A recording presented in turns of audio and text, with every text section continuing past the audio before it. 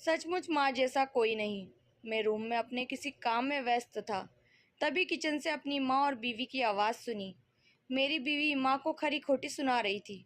शायद माँ ने दूध फ्रिज से बाहर रख दिया था, जिससे दूध फट गया था। माँ बस यही कह रही थी कि उसने गलती से दूध बाहर छोड़ दिया। मेरी बीवी उन्हें डांट लगा रही थी, क्योंकि उसे मेरे लिए चाय बनानी थी। पर दूध फटा देखकर वो बौखला गई थी। मैं ये सब सुन रहा था, पर काम में व्यस्तता के कारण अपने काम में लग गया। ये कोई नई बात नहीं थी। सुलेखा की आदत सी हो गई थी माँ को खरी खोटी सुनाना। मैं भी सुलेखा की देखा देखी कभी कभी माँ को डांट दिया करता था, और हमेशा उन दोनों के बीच में सुलेखा का ही पक्ष लेता और माँ को डांट देता था। आज जब मैं 3 दिन बाद घर आया तो माँ मेरे पास आकर अपने आंचल से मेरे मुंह को पोंछते हुए बोली, बेटा खाना लगा दूँ, दूर से आया है, थक गया होगा, ला अपना पैर, जूता उतार देती हूँ। मैं चुपचाप माँ को देख रहा था और वो मेरे जूते को उतार रही थी। मैंने माँ से पूछा, सुलेखा कहाँ है? तो माँ ने कहा, वो तो अभी अभी बाहर गई है।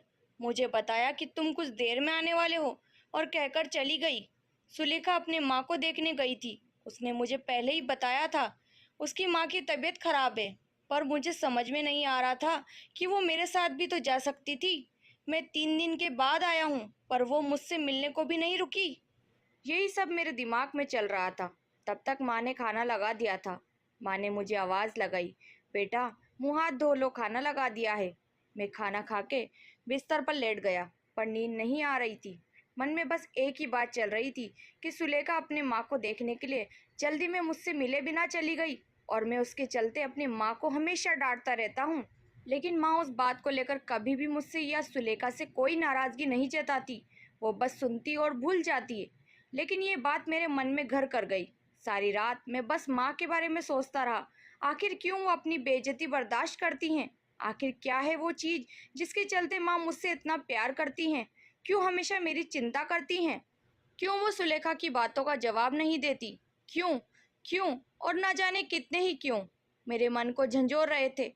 मैंने सुबह माँ को सबसे पहले यही पूछा, आखिर कौन सी बात है जिसके चलते तुम इतना सब सहती हो और उफ तक नहीं करती?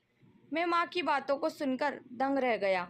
आज मुझे पता चल गया उस क्यों का कारण क्या है। माँ ने बहुत ही सहज भाव से कहा था, पर उनकी वो बातें मुझे आज सच से रूबरू करवा गया। उन्होंने कहा, बेटा अब मेरी जिंदगी तो कट गई, बस तुम्हारी चिंता हमेशा सताती रहती है।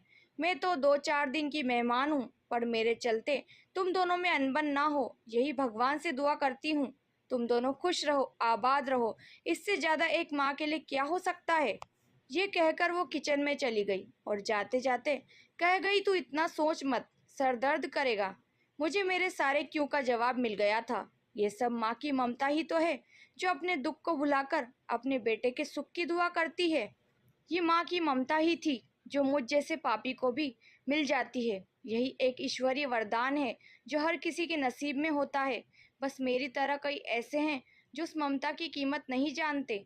दोस्तों, इस कहानी पर आपकी क्या राय है? कमेंट करके ज़रूर बताएं। उम्मीद करती हूँ कहानी पसंद आई होगी। कहानी पसंद आए तो लाइक शेयर करना बिल्कुल ना भूलें।